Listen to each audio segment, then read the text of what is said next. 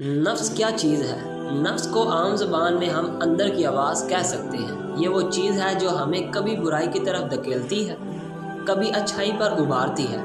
اسلام کے مطابق نفس کے 3 بڑے درجے ہیں۔ نمبر 1، نفس امارہ، برائی کی طرف مائل کرنے والا۔ یہ وہ نفس ہے جو ہمیں خواہشات اور گناہوں کی طرف لے جاتا ہے۔ مثال کے طور پر غصہ آنے پر بدلہ لینا، جھوٹ بول کر فائدہ اٹھانا، حرام خواہشات کے پیچھے بھاگنا۔ نمبر 2، نفس لوامہ، ملامت کرنے والا۔ یہ وہ نفس ہے جو غلطی کے بعد انسان کو ملامت کرتا ہے۔ مثال کے طور پر اگر ہم جھوٹ بولیں اور بعد میں ضمیر ہمیں تنگ کرے، کسی سے سختی کریں اور دل میں پچھتاوا ہو، یہ نفس ہمیں بتاتا ہے کہ دل ابھی زندہ ہے اور اصلاح کی امید ہے۔ نمبر 3، نفس مطمئنہ، اللہ کے ذکر میں سکون پانے والی۔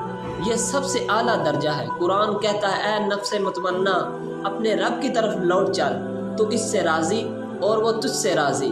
اس نفس والا بندہ مشکل وقت میں بھی اللہ پر بھروسہ کرتا ہے، دل پرسکون رہتا ہے۔ مثال کے طور پر مصیبت میں صبر کرنا، کامیابی پر شکر ادا کرنا، دوسروں کو معاف کر دینا۔ ہر انسان کے اندر یہ تینوں کیفیتیں آتی ہیں۔